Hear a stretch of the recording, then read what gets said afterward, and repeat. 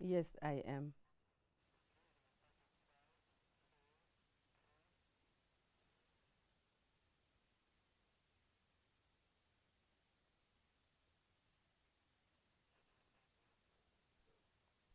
Good day, learners. Welcome to Life Science lesson. My name is Kensani Makubele. This lesson is brought to you by Sci-Bono Discovery Centre in collaboration with Gauteng Department of Education. Now, learners, we are towards the end of term 2. Very soon we will be writing our June exam.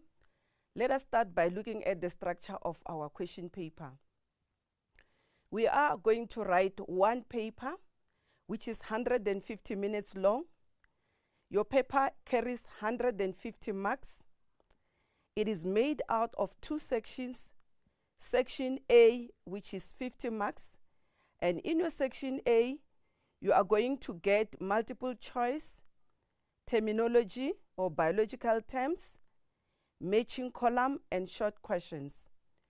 Section B is 100 marks with two questions. Question 2, 50 marks, and question 3 also carries 50 marks. Now let us look at the content which is covered in our June exam. These are the topics that will be covered in your June exam. The first topic, biodiversity and classification of microorganisms, which will carry 28 marks. The weighting is 19%. The second topic, it's biodiversity of plants. It also carries the weighting of 19% and it's 28 marks. And then our third topic, it will be biodiversity of animals. Weighting is still the same, 19%. The mark is still the same, 28 marks. Photosynthesis, same weighting, same total. Cellular respiration, weighting is 12% and it's 19 marks. Animal nutrition, 12% weighting, and the total mark is 19. This brings us to the total mark of 150 marks.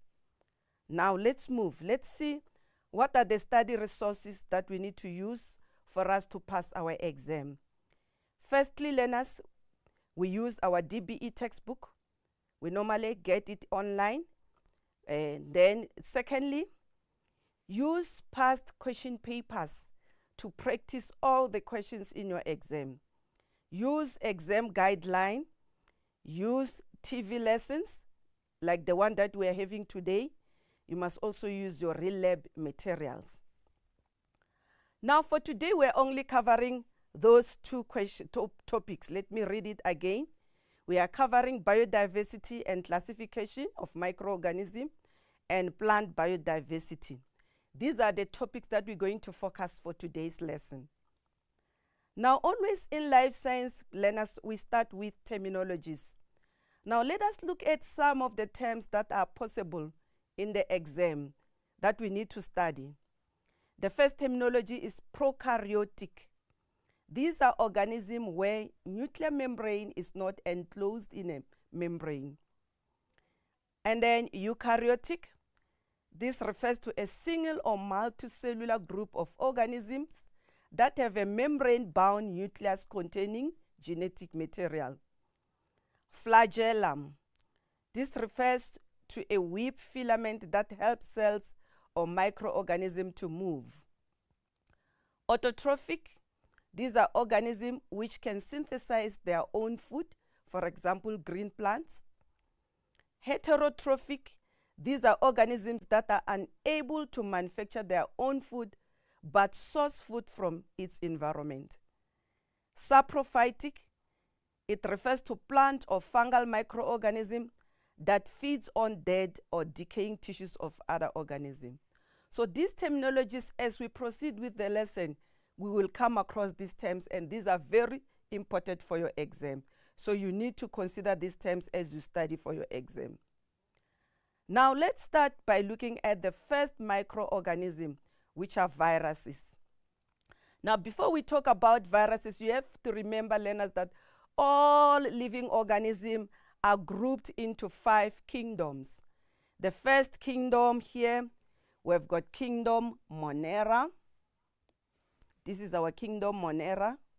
And then we've got the kingdom Protista, kingdom Fungi, kingdom Plantae, kingdom Animalia.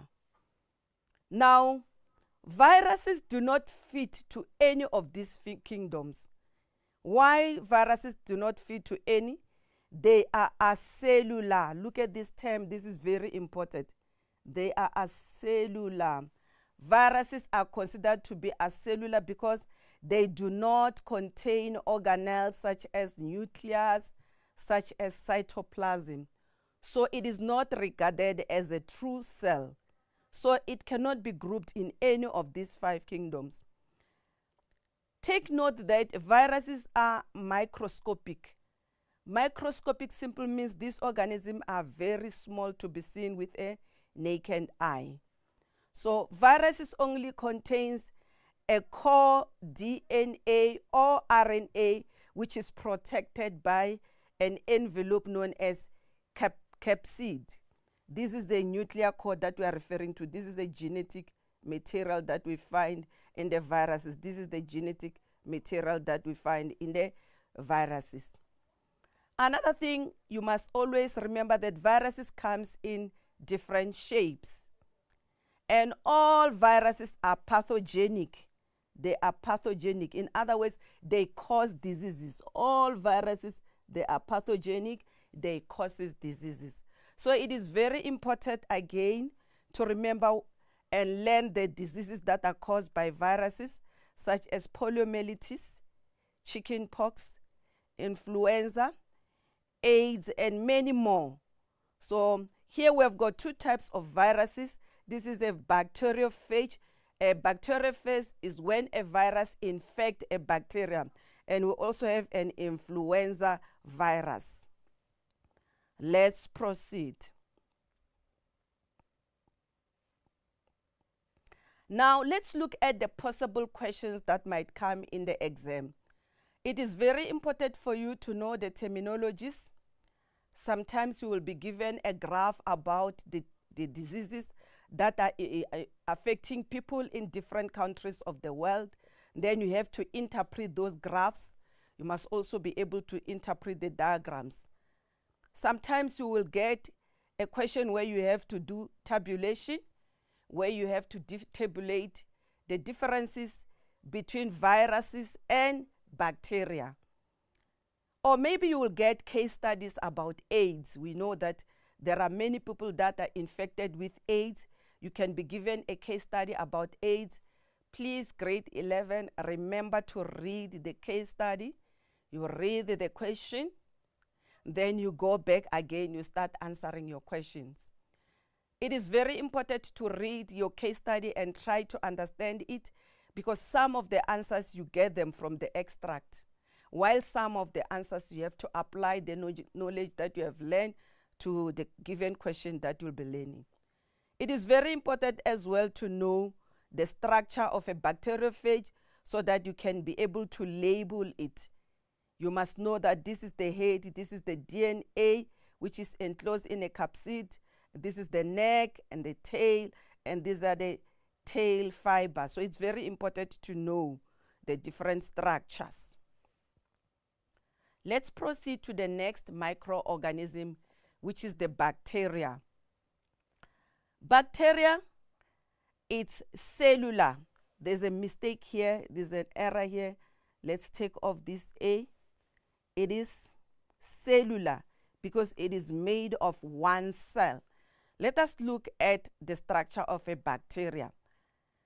The bacteria, it is unicellular. Uni means one.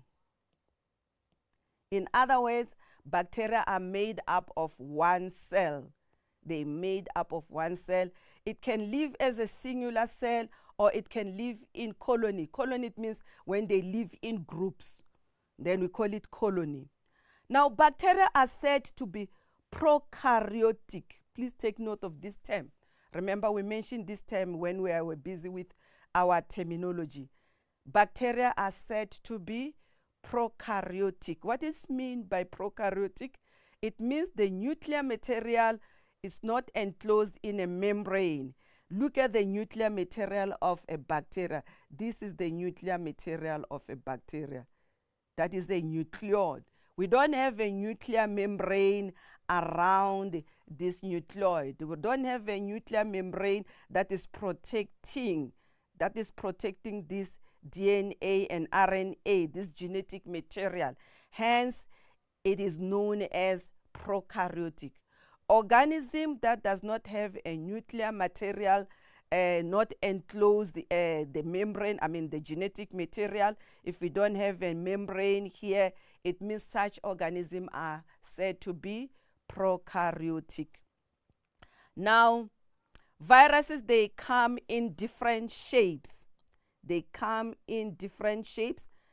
Some are round. The bacteria that are round are known to be coccus. That is the scientific name. Coccus, round shape. And then we also have the bacteria that are rod shape. The ones that are rod shape are known to be bacillus. Bacillus. These are the bacteria that are rod shape. And then some, they come in spirals. So we call them spiralum. Spiralum or spiralum. Spiralum pronunciation. Then some are in a shape of comma, which are known as vibro. The comma shape, the scientific name for the comma shape, it's vibro. Learners, it is very important to know the scientific terms of this. The round one, we said it's coccus. The rod shape, like this one that we are having in the slide, it is rod shape. So it is known as bacillus. And then the one that are spiral, we call them spiralum. And the comma shape are known as vibro. Now let us look at the mode of nutrition. How does bacteria feed?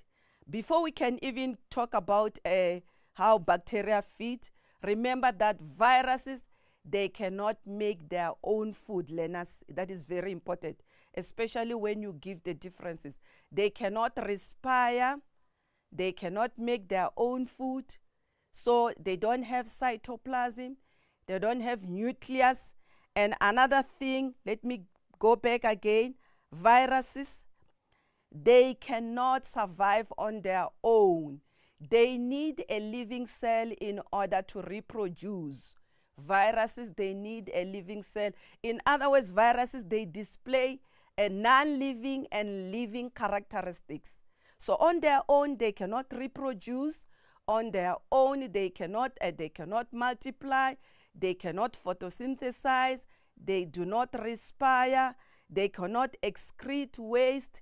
They need a living cell in order to multiply or to reproduce. So normally, the viruses, they infect bacterium. This is a bacteriophage. This is a virus that infects the bacterium. Now let's proceed with our bacteria. So bacteria, it feeds on different types of nutrition. There are bacteria that are autotrophic.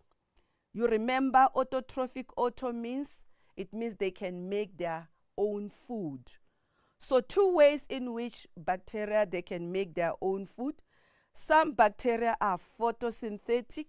So in other words, they use energy from the sun to make their own food. Remember, photo means light. Synthesis means to manufacture food. So we do have bacteria that can photosynthesize. They use the energy from the sun to make their own food.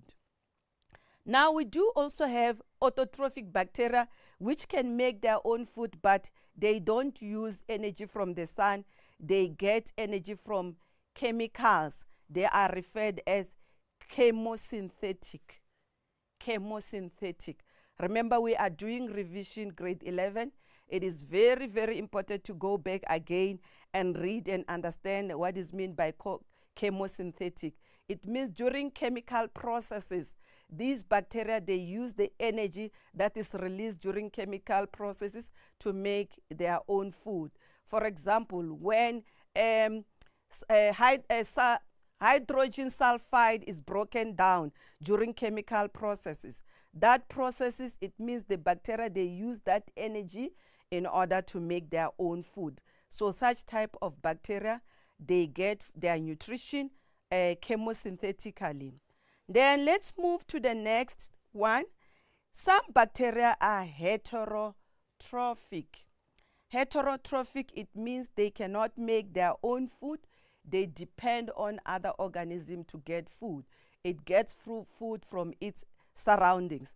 So such bacteria, we have got three types of heterotrophic bacteria. Some are saprophytic, some are parasitic, some are mutualistic. So the one that are saprophytic, they depend on other organisms, but they feed on dead organic matter, dead or decay organic tissues of plants and animals. We also have bacteria that are heterotrophic, but they are parasites. Remember, a parasite, it gets food from the host and the host is getting harmed. So, and then we also have some of the bacteria that are mutualistic. They get food while in the relationship, both organisms, they benefit from the relationship. So I'm going to give an example of mutualistic bacteria. Do you still remember the E. coli? The E. coli, Escherichia coli. These are the bacteria that are found in the gut of the digestive system. These bacteria, they are very important. They assist in digestion. They assist in digestion. They stay there in the food that is not digested, and by doing so, they get food. At the same time, they provide organism with vitamin K. They are also there in your stomach. They provide us with vitamin K. So vitamin K is very important, learners, because we use it, we need it for blood clotting. We use it for blood clotting. E. coli is also used for recombinant DNA. Recombinant DNA. DNA to produce insulin to people who are suffering from diabetic. It's a biotechnological process which is used in order to produce insulin that can assist people who are diabetic. So can you see, we do have bacteria which are very useful, and we also have bacteria that can cause diseases. So these ones that are found in our stomach, in our intestine, in the gut, they are very important. Remember, I mentioned they provide us with vitamin A, while they are also getting carbohydrates in the undigested food.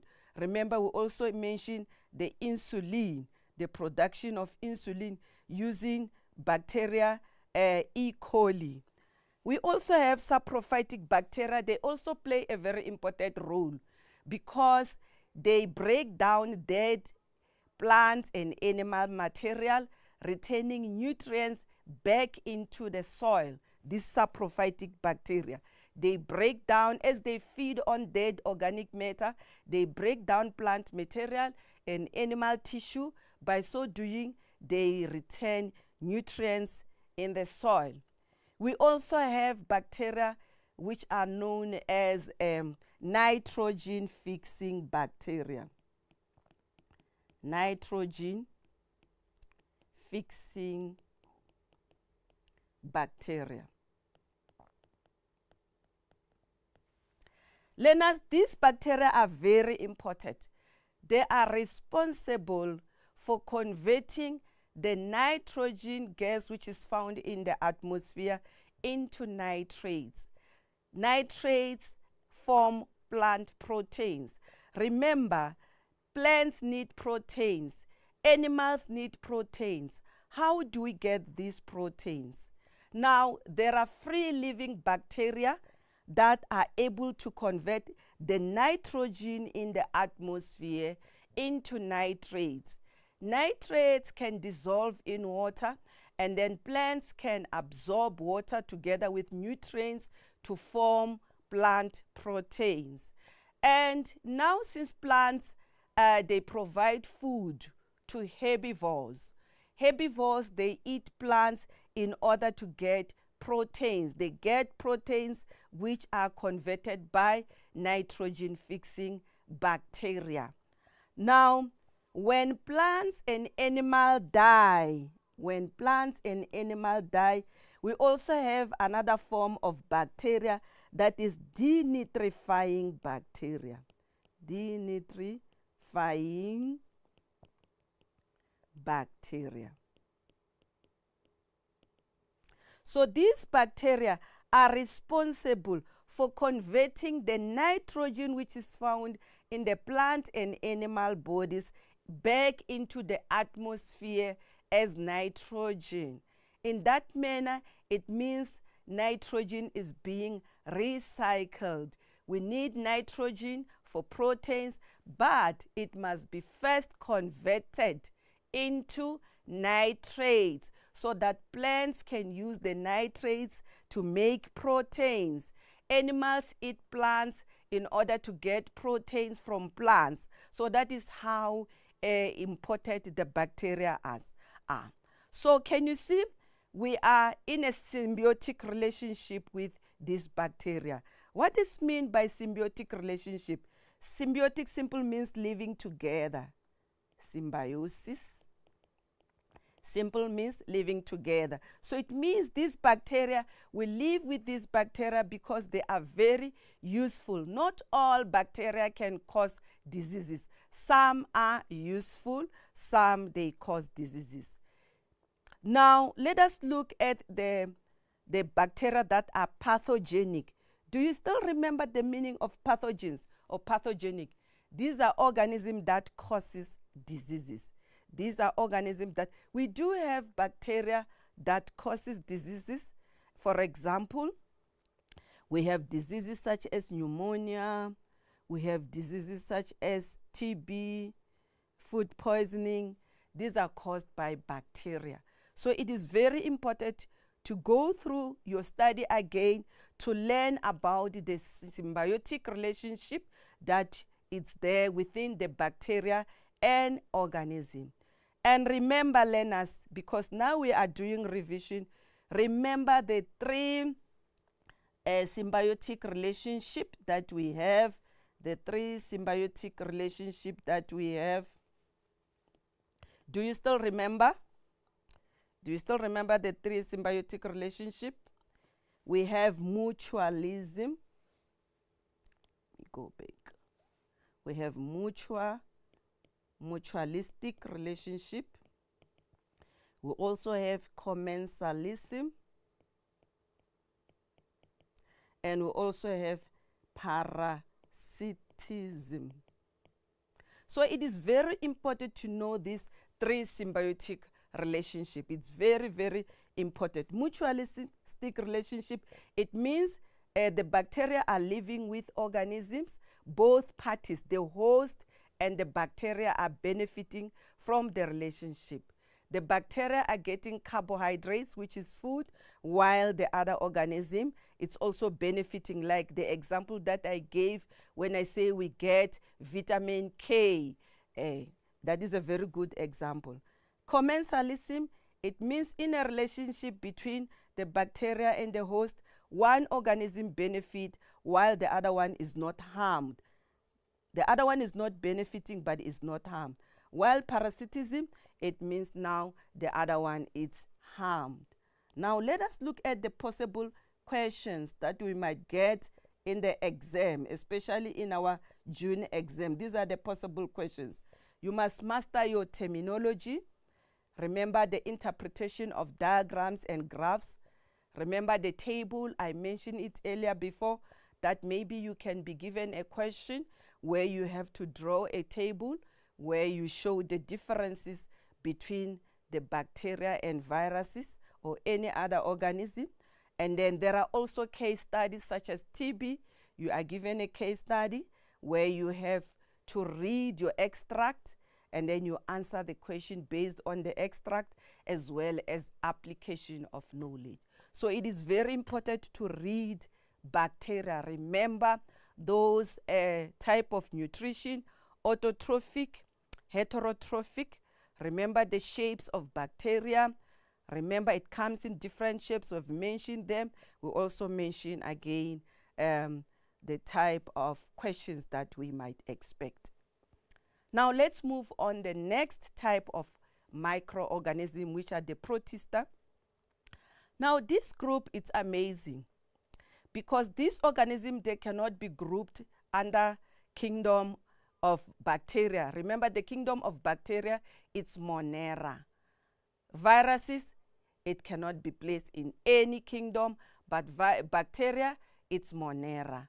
Now we are looking at the protist. The protist cannot be grouped under kingdom Animalia or kingdom Plantae nor kingdom Fungi. They fall only under kingdom protist because they display certain characteristics. Some are plant-like, some are animal-like. So all those organisms together, they are grouped under microorganism protista. Now let us look at protista.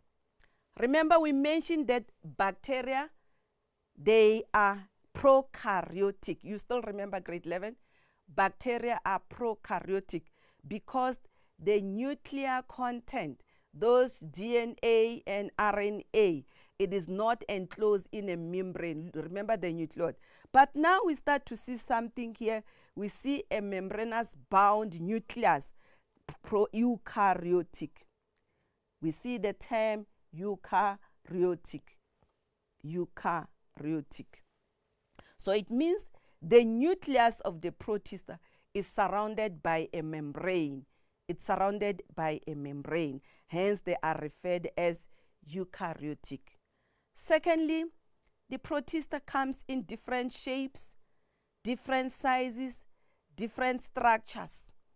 Remember, we mentioned that bacteria are unicellular.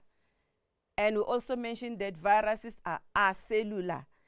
Viruses are acellular, bacteria are unicellular. But here with protist, we find two characteristics. Some are unicellular, while some are multicellular. Now, another thing about the protists is that they are found mainly in water. What do we call organisms that are found in water? We refer them as aquatic. Aquatic. Now, again, let's look at the mode of nutrition. Protista, some are autotrophic, some are heterotrophic.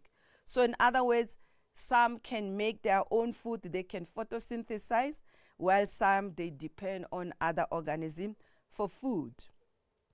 Now, protists, some are sensile. Some are sensile. What is the meaning of sensile? It means they are attached into a substrate. They cannot move. Some, they are attached in a rock. They cannot move. And they are found free floating in water. We also have some of the protists that can move. That can move. And again, they can reproduce sexually or asexually. They can reproduce sexually or asexually. Now, let us look at the three groups of protists. Remember, I indicated that they display different characteristics. Some, they display characteristics of animal-like. Some, they display characteristics of plant-like. Now, let us look at the plant-like protist. These ones are unicellular. In other words, uni, we said, it means one. It means these organisms are made of one cell. Are made of one cell. And secondly, since they are plant-like, it means they can make their own food. They are autotrophic. Autotrophic. And this type of protists that are able to make their own food, which are plant-like, they are referred as to be the phytoplankton. Phytoplankton. Phytoplankton. These are the ones that are plant-like. Now, let us look at the ones that are animal-like. These ones are also unicellular. They are made of one cell, but they are said to be heterotrophic. Do Do you still remember the meaning of heterotrophic, learners? Do you still remember? Please take note of this term. It means these organisms, they depend on other organisms for food. They can get food from their own surroundings. They cannot make their own food. For example, amoeba or amoeba, the way you can pronounce it. We do have other protists that are parasitic. You still remember when I explained parasite when we deal with the bacteria? It means they get nutrients or food from the host while the host is getting harmed. So all the parasitic one, it means they causes diseases like a protozoan, malaria. You still remember malaria? Malaria is caused by protozoan Plasmodium vivax. You still remember grade 11? Plasmodium vivax. You still remember the classification in grade 10? It has got a generic name and a species name. This is a scientific name, Plasmodium vivax.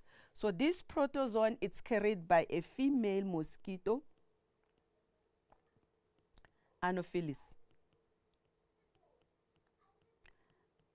I hope you still remember when you learn about the protists. Remember, we are recapping now. We are doing revision. So it means you have to go back again and learn about the malaria disease so that you can remember what causes malaria.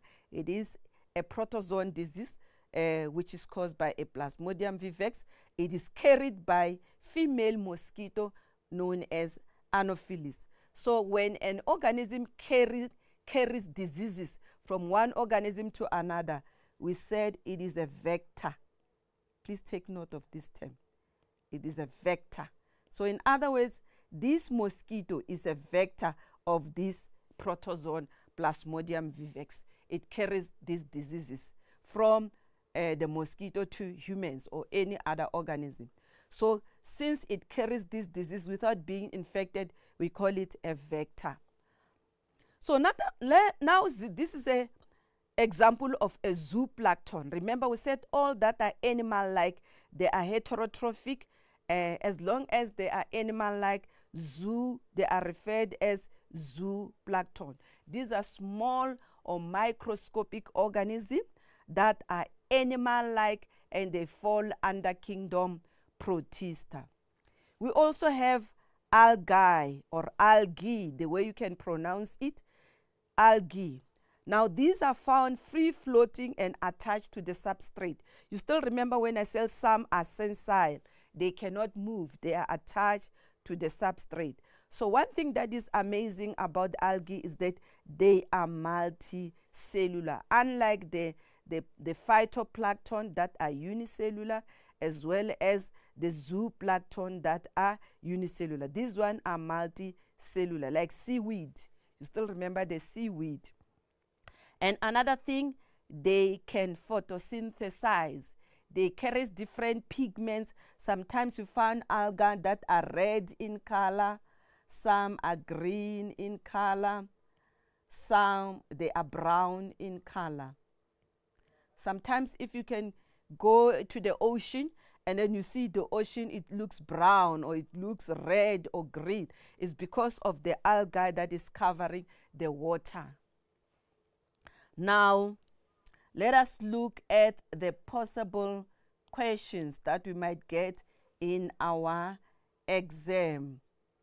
Let's look at the possible questions. Can you see the possible question on microorganism? They are almost similar. You have to master your terminology. It's about interpretation of graphs, tabulation. It's about case study. For example, I was giving you an example of malaria as one of the disease, which is of the protista. So these are the possible questions. So when you go through your question paper, grade 11 learners, please make sure you try to read, and you must be able to understand the type of microorganism that you are dealing with, and try to answer the question as you practice for your June exam. We're moving forward. The next microorganism, it's kingdom fungi. Now let's look at the organism, the microorganism that fall under kingdom fungi. We have examples such as molds. We have got examples such as yeast, rust, mushroom. We also have other parasitic mushroom such as athlete's foot. We also have thrush. Do you still remember thrush? We also have thrush that we found maybe in the areas that are always moist, like the mouth. We also have ringworms. We've got so many. Athlete's foot.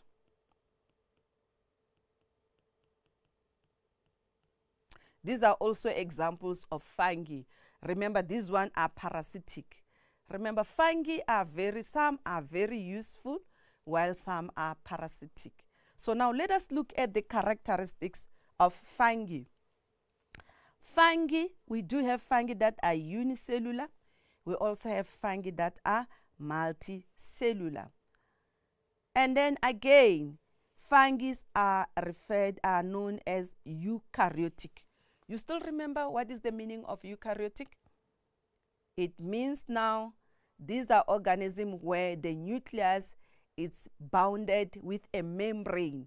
The nucleus is surrounded.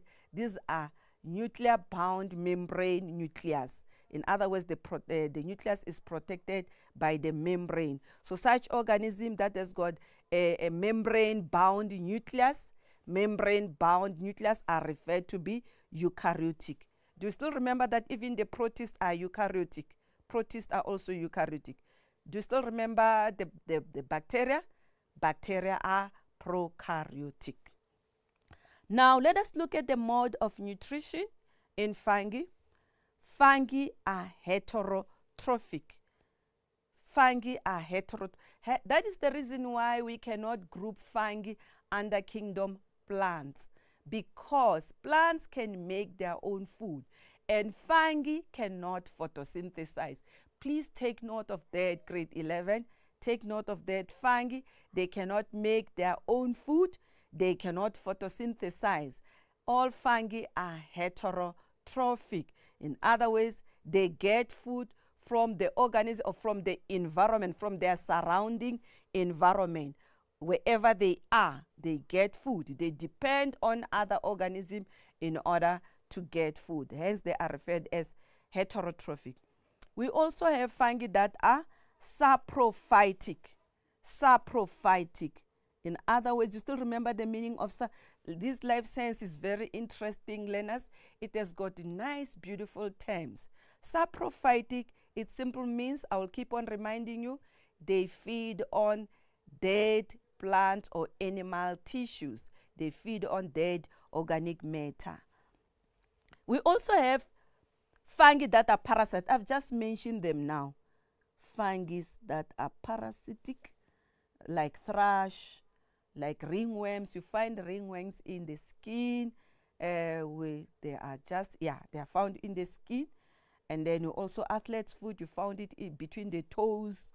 Thrush, we said moist area, like mouth, like respiratory throat, digestive tract, close to the mouth, even in the vagina, places that are moist. That is where you will find thrush. We also have so many more. So these are just few examples. We also have yeast. These are examples of fungi as well.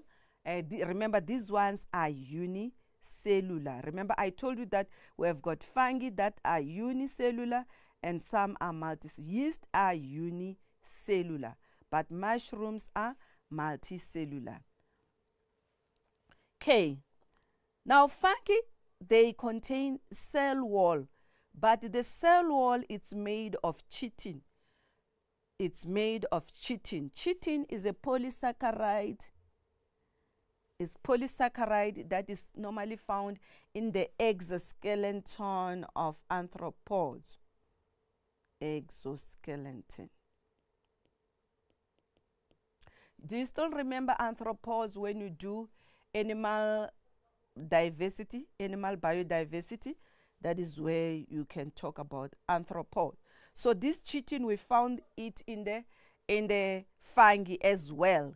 Remember, in plants, the cell wall is made of cellulose. In plants, cell wall is made of cellulose. But in fungi, cell wall is made of chitin. I hope you understand now. Now, fungi can also reproduce sexually or asexually. Two modes of reproduction. I already mentioned that our yeast is unicellular, which means it's made of only one cell. Asexual, multicellular in the form of spores. Now let's see the diagram of the fungi here. It's very important. This diagram is familiar even in your SBA. You will come across this structure of a fungi mold, which refers to a bread mold. So it's very important to know this structure, learners. You must practice to draw the structure. You must also know how to label the structure of this fungi. We have here, we've got the sporangiophore. Here we've got this is the sporangium. Sorry, I mean to say this is the sporangium. The head is the sporangium, and then which contains spores. These are spores. And then here we've got the sporangiophore, which is holding the sporangium. And we also have a network of hypha here, multicellular hypha here. A group of hypha are known as mycelium. And then it also have rhizoids, not roots. Fungi doesn't have roots. It has got rhizoids, which act as roots. They anchor the plant into the substrate. They anchor the fungi into the substrate. For example, bread mold. And then the bread mold, it means the mold, it has got rhizoid, which anchor these fungi into the bread. And then now it is very important again to know. Now let's look at the possible questions that we might get in the exam. Here, it's very important again to master your terminology, interpretation of diagrams similar to the other microorganism. Investigation question. Remember, we had our SBA in the form of investigation or practical activity where you were culturing bread mold using bread. You still remember grade 11? So this comes from fungi. And then fungi, again, they are very useful. It is not only about diseases. They are not only pathogens, but they are also useful in the food industry. They are used for wine making. They are also used for cheese making. Remember, you can get case studies about wine making, cheese making, or bread making, where we use yeast for that. Now, let's proceed. Remember, we are doing revision. You must go back again and revise. Now, we are having our first activity here. And I want you to move with me, grade 11 learners. Let's move together. I've got a table here of comparison, where we have to compare these microorganisms, viruses, bacteria, phytoplankton, zooplankton, and fungi. Now we have to use these subheadings to make our comparison. For example, we are given the first example as viruses here. In terms of unicellular or multicellular, do you still remember we said viruses are acellular? We cannot say they are unicellular. They are not unicellular. They are not multicellular. They are acellular. In terms of having the membrane-bound nucleus, they are not even prokaryotic or eukaryotic. It's neither of these two. Now tell me, what is the mode of nutrition in viruses, grade 11 learners? What is the mode of nutrition? Anyone to give me the answer? Okay, the answer is none. Remember, we said they cannot photosynthesize. Then let's move to our number 2. Number 2, bacteria. Oh, I already gave you the answer. They are cellular. Remember, we said bacteria are made of one cell. They are cellular, so it means they have got a cell, unicellular. Now let's look at number 3. In terms of prokaryotic and eukaryotic, what are bacteria? Is it prokaryotic or eukaryotic? In terms of membranous bound, what kind of the nucleoid? Is it protected by a membrane or not? What do we call bacteria? Are they prokaryotic or eukaryotic? The answer is prokaryotic. They are prokaryotic. Then number 4, mode of nutrition. Anyone to tell me the mode of nutrition in bacteria?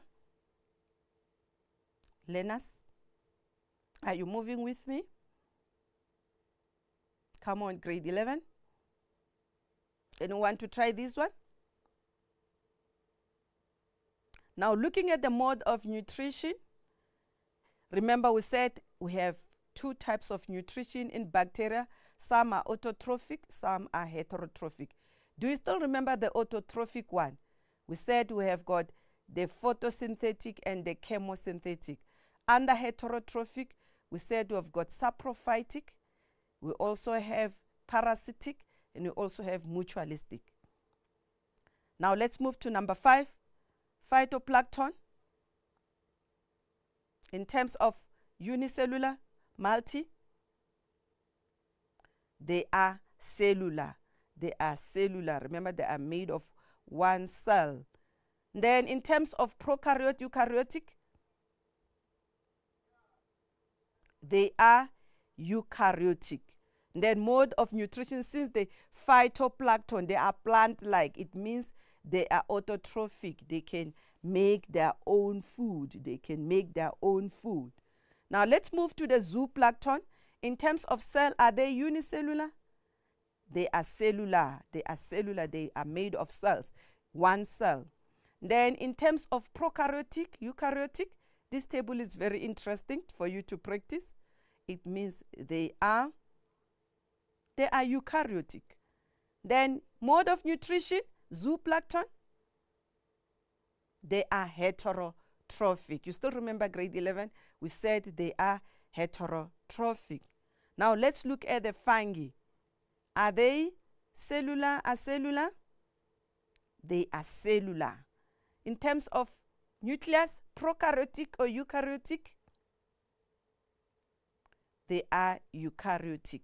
And mode of nutrition, can fungi photosynthesize? Can they make their own food? Learners, we said they are heterotrophic. They cannot make their own food. We've got parasitic fungi. We also have the saprophytic fungi. Can you see it's very important to know these terminologies, and you can use this table always to practice for your exam. Today we said we are doing revision, so we've got so many activities. Here's another activity. We've got 2 diagrams. It's very important to study the diagram. We've got diagram 1 and diagram 2. Identify microorganism in diagram 1. What is diagram 1? That is a bacteria. That is a bacteria. Anyone to tell me the shape of bacteria? Is it coccus? What do we call it? Is bacillus? Vibro? What is the shape? We said the rod shape is bacillus. Is bacillus. Now we move to 1.2. Label parts C and D. Let's start with C. What is C? That whip-like filament. What do we call that whip-like filament? Sometimes you can get it in terminology. A whip-like filament in a bacteria. That is a flagellum or flagella. Flagellum. Now D, let's label D. D is the protein spike. It is the protein spike. 1.3. Which diagram 1 or 2 represent a pathogenic microorganism that causes HIV and AIDS? Between these 2 struck diagrams, which one causes HIV AIDS infection? That is diagram 2. that is diagram 2. Which one develops resistance to antibiotics? Which one develops resistance to antibiotics? That is, the answer is diagram 1. Now let's move. Why are we saying it's diagram 1? Remember, this one, it also contains the nucleotide, the plasmid. It also contains the plasmid, which can be used for recombinant DNA. It also contains the plasmid. Let's move to the next activity, grade 11. Now, activity 2, remember I indicated that you will be given graphs to interpret. So this is one of the activities that you might get in your exam. Let's read this graph and try to interpret and answer the questions.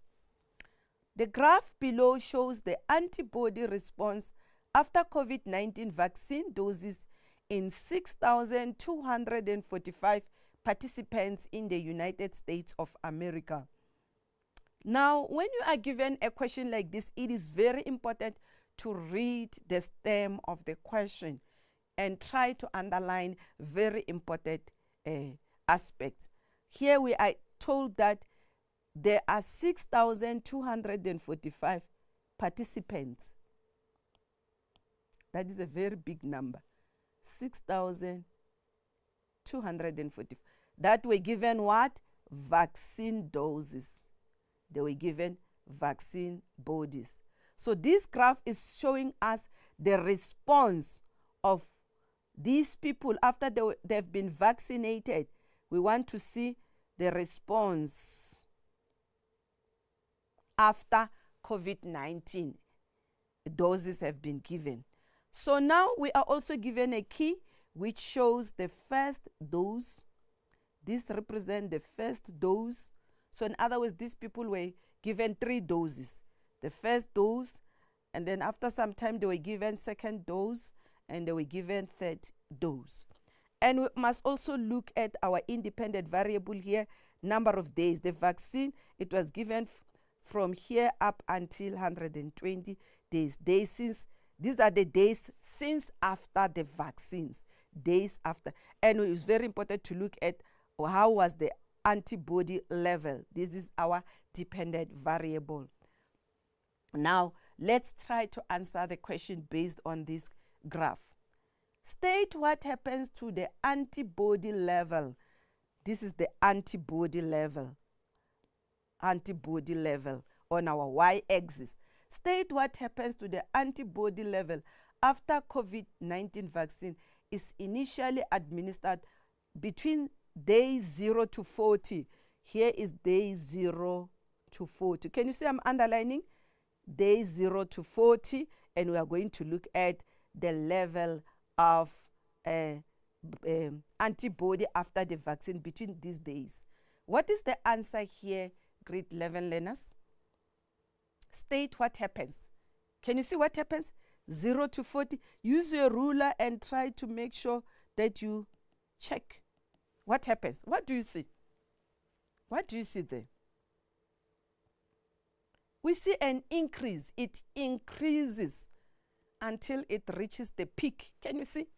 It reaches we start to see the initial, we are considering this first one. The initial, the first one. We see an increases. Now, question 2, give the antibody level 2 months. 2 months after the second COVID. Now we're considering the second now. Here is the second. This was the initial, this is the second. Antibody level 2 months after the second COVID vaccine dose was administered. What do we see? Vaccine, that is 90, it reaches 90. Can you see? This is the peak. The peak of the second one, it goes somewhere here. It goes somewhere. It reaches 90 arbitrary units. Now, it is very important when you give the answer, learners, when you give the answer, you must also give the units. Sometimes you get a mark for giving us the correct unit. numerical answer as well as the units. But this one only, it requires 1 mark. So it's very important to consider that as you give your answers. The type of immunity COVID-19 vaccine offers to patients. What do we call this type of immunity? Go back and study about immunity. Remember, we've got natural immunity, we've got the acquired or artificial immunity. Between the acquired and the natural, which one is this one? The one that is given in the form of doses. Anyone to give me the answer for this one? Are you moving with me, grade 11 learners? This is artificial or acquired immunity. This is the one that is given. It is not the inborn. The inborn is the natural one. Please go back and study your notes on immunity so that you will be able to answer such type of questions. Let's move on. Oh, sorry, now I'm giving you the answer. Activity 2 still continues. We're still interpreting the graph. Cells in the immune system that produce antibodies. What do we call cells in the immune system that produces antibodies? Someone have seen my answer? The answer is white blood cells. And a scientific name for white blood cells is lymphocytes. Lymphocytes. So you can say white blood cells or you can say lymphocytes. Give one reason why 6,245 participants were used instead of 60 participants in this study. Remember, when we do an investigation, we always talk about increasing the sample size. What is the reason of increasing the sample size, learners? Why such number was used? Because now we want to see if this vaccine is going to work. Why such big number? The answer is that to increase reliability of the results. Always when you see the numbers that are big, the sample size is big, the reason for that is to increase reliability. And please take note, learners, sometimes when they ask you about reliability, if you are given the numbers, you must give those numbers as an answer. You must indicate 6,245 participants were used to increase reliability. You cannot say a generic answer and say we have increased the sample size. If you are given the number, please give us those numbers to show that the sample size has been increased up to this number. Now, 2.4, give the main active components of vaccine. The main active component of a vaccine. Our answer is a weakened or dead form of pathogens. Let's move. Today it's a revision day. Activity 3. To which kingdom do all the organisms belong? This organism that you see here, we've got this organism here, we've got this, we've got this. I think this is very easy for you. They belong to which kingdom? Kingdom fungi. Thank you, kingdom fungi. Provide labels for A and B respectively. This is A, this is B. This is our A, this is our B. What is A? That is, oh, it gave us two answers same time. A is our sporangia and B it's our sporangia 4. It's our sporangia 4. Name the thread-like filaments that make up the body of the bread mold. Thread-like filaments. Can you see those threads-like filaments? These are the threads-like filaments. What do we call these threads-like filaments? These are the hypha. Do you still remember the group of hypha? We said the group of hypha is the mycelium. Together, it is referred as mycelium. Name 2 conditions needed for the bread mold to grow. 2 conditions that are favorable for the bread mold.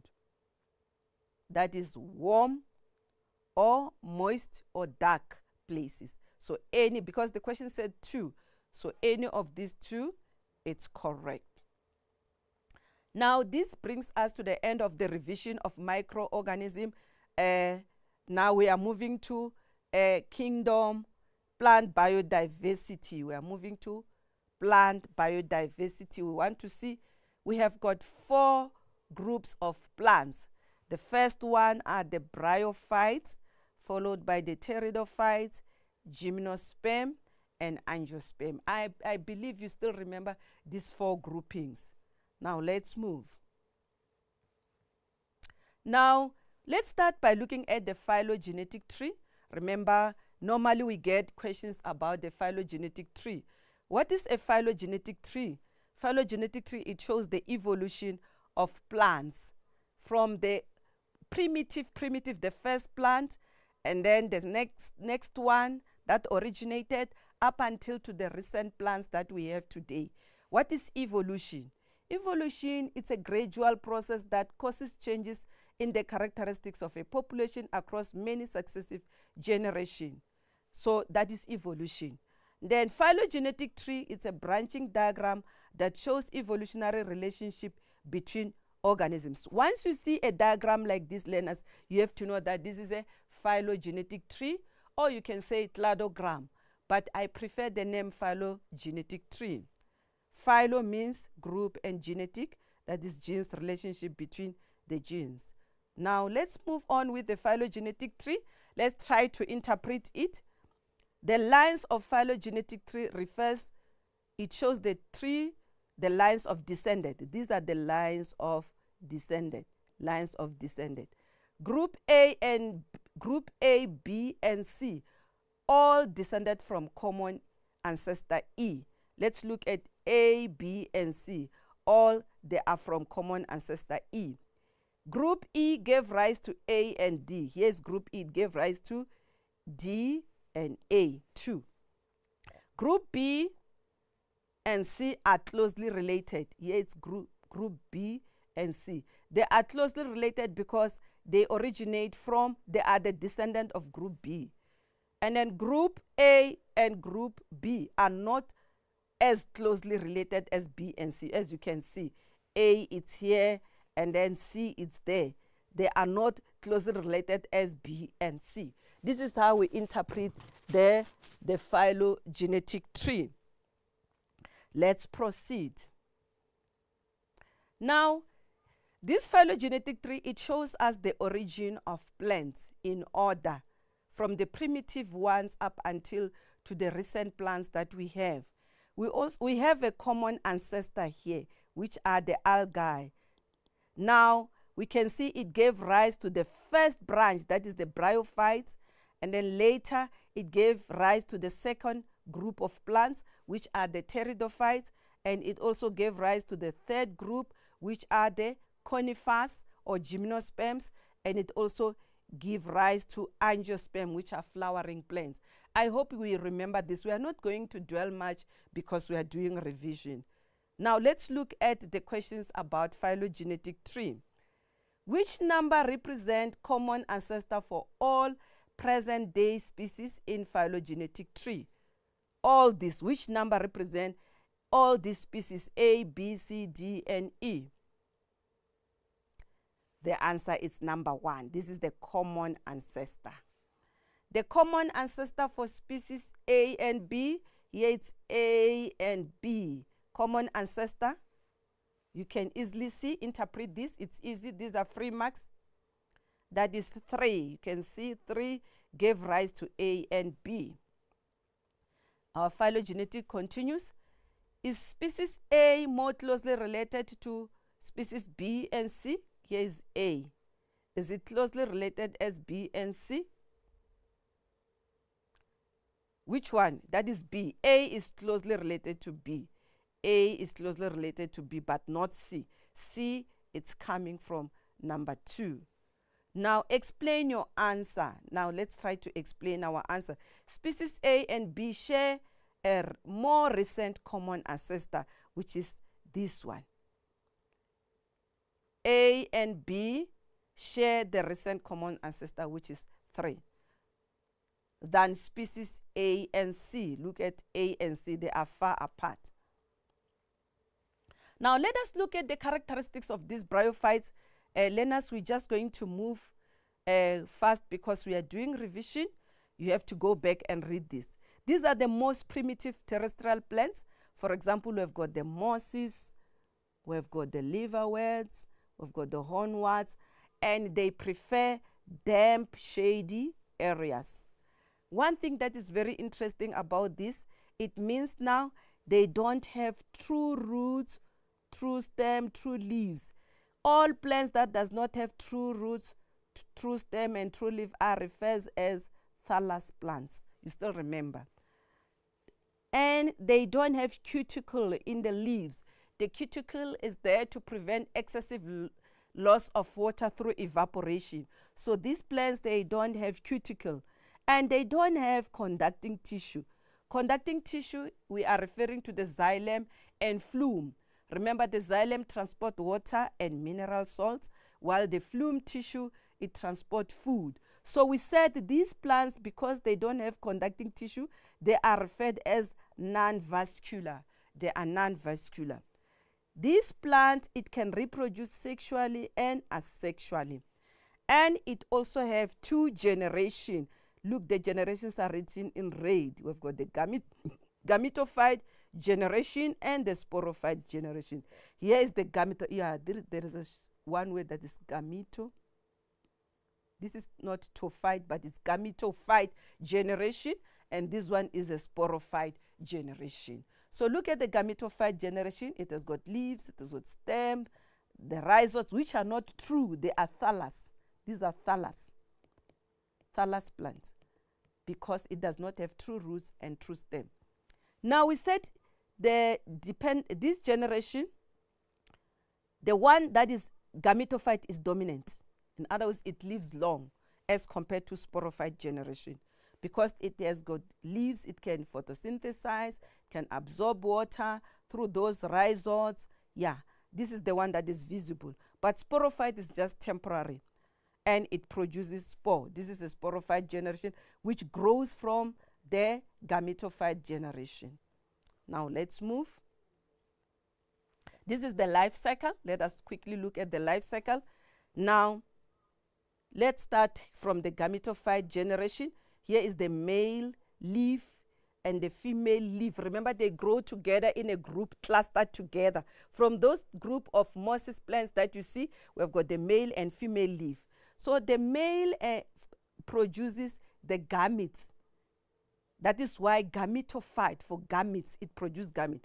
Now here is the male leaf that produces sperms, and then the female will produce egg or ovum. Now the sperm will swim and reach the leaves that has got an ovum and fuse. Fertilization will take place. After fertilization, we see now a zygote.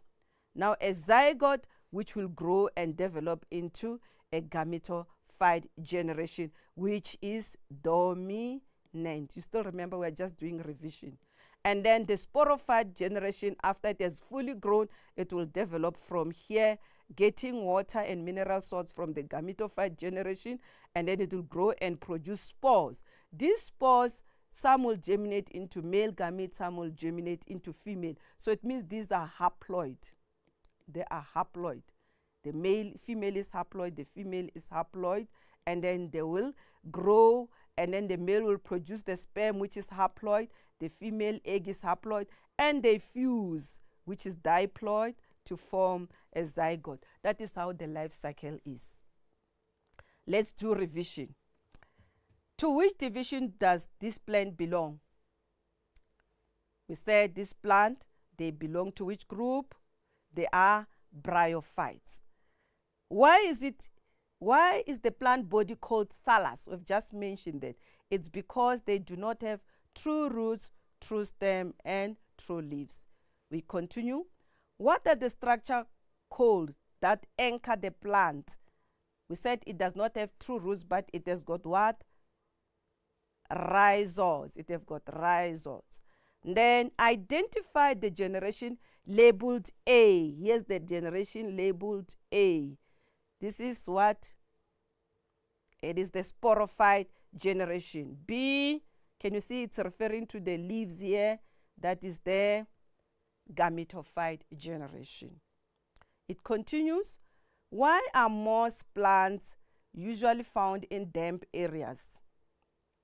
It's because moss do not have conducting tissue and the leaves absorb water directly, and moss need water for fertilization. That is why it is important to grow in places where water is readily available. Now let's move to the next one. That is the pteridophytes. The pteridophytes, they prefer warm, damp, shady habitat. Now we start to see true roots, true leaves and stems, and the leaves are frond. We also see the rhizome, which is the stem that grow horizontally, which is covered with scaly leaves, and we also see adventitious roots that are growing there. Now, what is very important here, it means they contain a conductive tissue. They've got xylem and phloem. That is very, very important about the pteridophytes. We also have the stomata on the lower surface of the leaf that are also for gaseous exchange and opening and closing during gaseous exchange. This is the life cycle of the pteridophytes. Look at this sporophyte generation that is dominant as compared to the bryophytes. Here we've got the dominant sporophyte generation, and this is the gametophyte. Always when you hear the word gametophyte, gametes are produced. So this one, we see the spores here that are germinating into a young gametophyte, which is the structure known as prothallus. The prothallus contains rhizomes. It contains the male and the female gametes, which will release, the female will release the egg, the male will release the sperm, and then fertilization takes place, and a zygote, which is diploid, is formed. Hence, we see the life cycle. So we see the ferns most of the times in the yards. Now let's look at the activity here. Give letter of the structure representing a gametophyte. Which one is the gametophyte? Between B and A. The answer is B. Identify C and state name of the structure in which it is found. Here it is C. What do you see here that are coming out from the leaves? These are the spores. They are found in the sori, underneath the leaf. Please revise to still remember, underneath the leaf of the ferns you'll find sori. Identify label, structure labeled D. D are the adventitious roots. These are the adventitious roots. Name two functions of structure D. What is the function of the roots, learners? They anchors the plant. It absorbs water and mineral salts from the soil. The next activity, give the name of this type of diagram. We remember we have learned about this. We said this is the phylogenetic or clado diagram. Which plant division developed first? These are the bryophytes. Name the common ancestor of the bryophytes, and these are the common green algae. To which plant is called a thallus and why? You remember, these are the bryophytes because they do not have true roots, stem, and leaves. Explain why pteridophytes can grow taller than bryophytes. As you can see, ferns, they can grow taller because they've got vascular tissue for support and water and mineral salts. Remember the xylem and the phloem, they transport water and mineral salts. And then they also have roots which help them to penetrate in the soil in order to absorb water and mineral salt. Name two similarities between the pteridophytes and the bryophytes. The similarities is that, this is very important, they both don't produce seeds. They don't produce seeds. They are seedless. They don't produce fruits. But both, they produce spores, and both, they need water for fertilization for the gametophyte generation. The next division is the gymnosperm. These one are the corn-bearing plants. As you can see, we've got the cichlids, we've got the pine, we've got all these type of cichlids. Let's look at the characteristics. The characteristics, we've got the sporophyte generation, which is dominant. Root, stem, and leaves are true root, stem, and leaves. Now, something that is very interesting, the leaves are needle-like. As you can see, the leaves are needle-like. They are vascular plants because they've got xylem and the phloem. And then the xylem of the pine trees does not have xylem vessels. They've got only xylem trachees to transport water. That is why the wood of the pine tree is softer. Remember, it is used to make furniture. Now, let us look at the cone, these cone-bearing plants. These are the male ones. These are the male one. This is the female one. So gymnosperm do not produce flowers. They have got male and female cones. And these male cones are in the form of cluster. As you can see here, they are clustered, and then they carry pollen grains. Female are large and woody. Here it is. They are monoecious. It means in one tree we can have the male and the female cone in one tree. But in other plants like cycads, you can have the male different and the female from a different tree. Let's look at the reproduction. Inside the female cones, this is the female cones, we've got ovules. These are the ovules. Yes, as you can see, the ovules. And then these ovules are found in the scale. Pollen grains that are carried from the male by wind. That is very important. They will land here and then infuse with the female gamete. Now, seeds are naked. They are not protected. That is why it is easy for the pollen grains to fuse here. They are naked. And after that, they will develop into a zygote. Look at this zygote. These seeds, can you see here?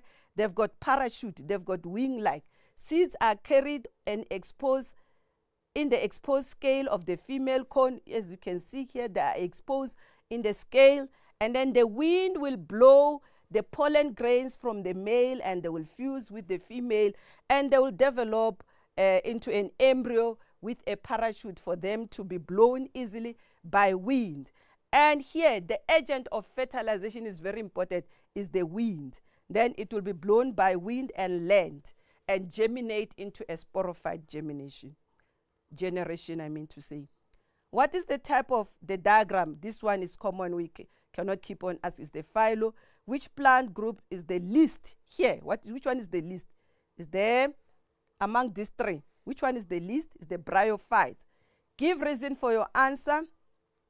Bryophytes do not have roots to obtain water and soil. They do not have vascula to transport water. They need water for fertilization. Gymnosperm are more advanced than bryophytes. State two pieces from the diagram to support this statement.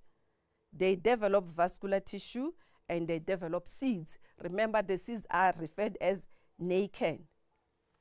Now, this is the last group of plants, the angiosperm. Angiosperm simply means flowering plants. Remember, this one, it has got the characteristics that are similar. The characteristics are similar to the gymnosperm. We have the true roots and stem. Sporophyte is dominant. Conducting tissue are there. That is very, very important. Then again, one thing that is very important here is to know that in this plant, we have got cross-pollination. Pollen grains are transferred from this plant to this plant. We also have self-pollination, where we see this plant, it can just transfer pollen grains from here to here. Now, it's very important to know that we have got plants, flowers that are bird-pollinated, insect-pollinated, and wind-pollinated. So that is how pollen grains are transferred. Let's look at this activity of the angiosperm. Provide the labels for the whorls, U, A, V, in the diagram C. That is the corolla. This is the corolla. This is the calyx. Go and revise the structure of the flower. Give the letters a name of the part in the diagram that will develop into the fruit. The answer is the ovary. This is the R, ovary. The next one, give letter a name where male gametes are produced. Male gametes are produced where? In the anther. Here's the anther. And then usually sticky to receive pollen grains. That is the stigma. This is the stigma. Learners, please go back and revise. This lesson are very, very important. It's very, very important to revise because these are the questions that you'll get in your exam. Now, to recap again, I wanted to show you something from the flower, especially under pollination. We said pollination is the transfer of pollen grains from the stigma of the same and the stigma of a different flower. Can you see here under flower A, we've got the stigma here. This is the female one. Pollen grains are transferred from the male of the same flower to the female of the same flower. While here under diagram B, we have got pollen grains that are transferred from this flower to this flower. This is cross-pollination, while this one is self-pollination. What is the importance of cross-pollination, learners? Who can tell me? Why is it important? What is the importance of cross-pollination? Remember, these plants, there are two different types of plants. It increases genetic variation. It increases genetic variation, and these plants, they can withstand any condition because the genetic variation is not the same. And again, it is very important to know that the male parts of the flowers are referred as the stamens, that anther and filament. Let me move to the flower. Here is the anther, here is the filament. Collective name of the anther and filament is the stamens, And then the stigma, the style, the ovary, collectively they are referred as pistil. These are the female parts that are responsible for sexual reproduction. Now, it means now the insect or the bee or the bird, any agent of pollination, when the pollen grains are ripe, it will rub the pollen grains. They will land here in the stigma. Normally the stigma, sometimes it is sticky. It is sticky so that the pollen grains can attach here. Then a pollen tube will grow from the stigma right to the ovary so that the pollen grains can fuse with the ovules of the female and the fruit will produce. Remember, in angiosperm, the seeds are enclosed inside the fruits. They are enclosed in the fruits. We have so many plants that are producing fruit, and these type of fruits are the most survival species, the angiosperm. They are the most survival species because they produce seeds. Seeds can be stored in the seed bank. Seeds can be used as source of food. I think you can remember the seeds that can be used as source of food, like beans, like peas, even grains like rice, like maize. This can be kept in the seed bank in order to avoid plants from being extinct. They can also be used for scientific study. They can be used to provide food in areas that are suffering from food, countries where people are suffering from food and malnutrition. So this is the most group of plants that is very successful because it produces food and fruits. So please go and study the structure of a flower. You can get a question where you have to label. Remember, all these green parts here are referred as the calyx. The green parts that protects the flower, the internal organs, the reproductive organs of the plants. At the base, as long as they are green, those sepals are referred as the calyx. And then this petal here, can you see we've got 1, 2, 3 petals. The bright, colorful part of the flower, this is the corolla. It is the corolla. And the corolla is very important, learners. Remember, they are brightly colorful. They attract insects for pollination. We've got bright, colorful flowers. Some are red, some are green, some are yellow, purple. We've got so many different colors. So they attract insects for pollination. So when the bee comes inside here, it's coming for nectar. It's coming to eat pollen grains. As it eats pollen grains, then it rubs the pollen grains here, and then it will touch the pollen tube, which is sticky normally, and then the pollen tube will grow. And I'm very much interested in this slide again. Let us look at the flowers that are bird pollinated. The ones that are bird pollinated, normally they produce nectar, so it means birds are coming for nectar. And those flowers, normally they are big, they are very big.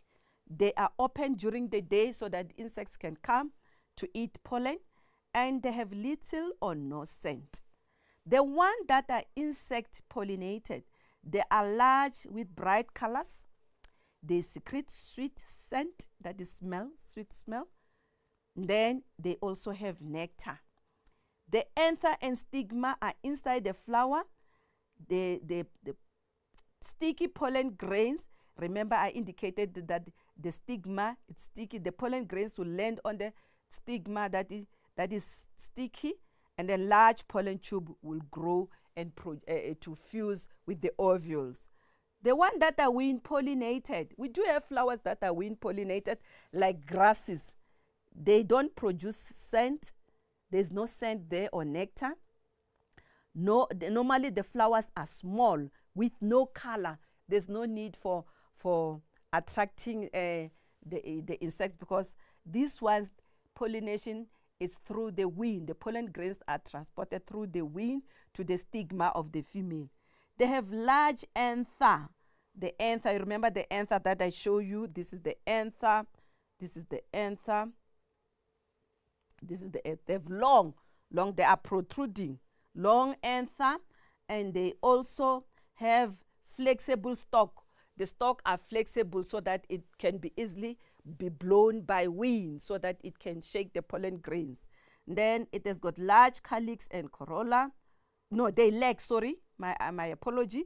They lack, there is no calyx, there is no corolla. Remember, the corolla is that bright, colorful part.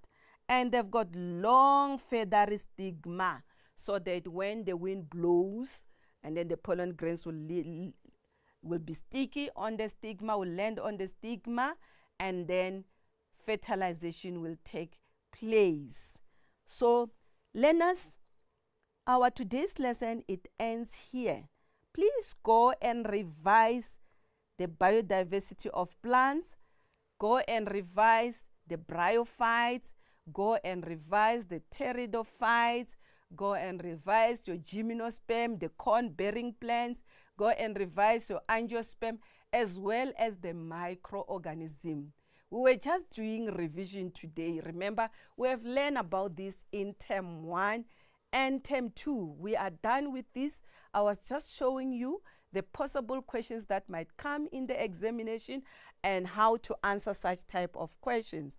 And I was also showing you where to emphasize as you study. Remember, the vascular and the non-vascular plants, the thallus plants, the mode of reproduction sexually and asexually, the case studies, interpretation of graphs. All these things are very, very important for your June exam. So I want to wish you all the best as you study and prepare for your June exam. This brings us to the end of our lesson for today. Thank you.